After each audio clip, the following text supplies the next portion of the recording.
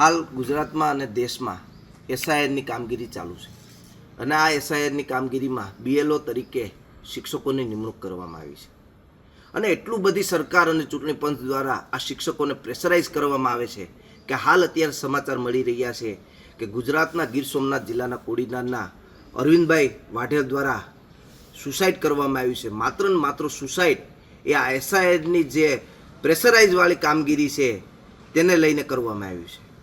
ત્યારે હું આ અરવિંદભાઈને શ્રદ્ધાંજલિ આપું છું અને એના પરિવારને દુઃખ સહન કરવા માટેની ભગવાન શક્તિ આપે એવી પ્રાર્થના કરું છું. સાથે સાથે સરકારને એક રિક્વેસ્ટ પણ કરું છું, આપણે હવે એ માણસને પાછા લાવી શકીએ એવી પરિસ્થિતિ તો નથી, પણ એના પરિવારને દુઃખમાં સહભાગી સરકાર બને અને સરકાર દ્વારા એના પરિવારને 1 કરોડની રાહત આપવામાં આવે એવી હું એક માંગ કરું છું. બીજો મુદ્દો છે કે જ્યારે ત્યારે કોઈ પણ સરકારી કામગીરી આવે ત્યારે માત્ર સરકારને શિક્ષકો જ દેખાય છે.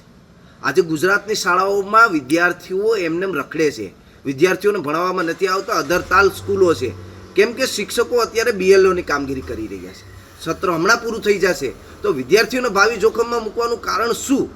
અને માત્ર ને માત્ર કોઈ પણ કામગીરી હોય સરકારને શિક્ષકો જ દેખાય છે, ઘણા કેડરના કર્મચારીઓ છે. હું તો એવું કહીશ કે આ રોડ ઉપર જે બેફામ ટ્રાફિકના જે પોલીસ છે એ ઉઘરાણા કરે છે તો એમને લગાડો ને આમાં કામ ઉપર.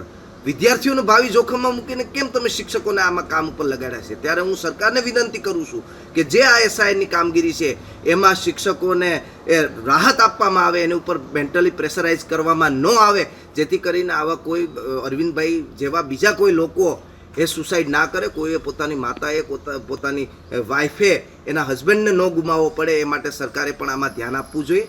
અને સરકારને હું વિનંતી કરું છું કે જે અરવિંદભાઈએ સુસાઇડ કર્યું છે એના પરિવારને 1 કરોડની રાહત આપવામાં આવે અને તેના ઘરમાંથી એના પરિવારમાંથી એક સરકારી નોકરીમાં લેવામાં આવે. અને બીજી એક ખાસ કરીને રિક્વેસ્ટ કરું છું કે ગુજરાતના વિદ્યાર્થીઓ સાથે ભવિષ્યના છેડા કરવાનું બંધ કરો અને આ શિક્ષકોને બીએલઓની કામગીરીમાંથી તમે રાહત આપો એવી એક માંગ કરીએ છીએ.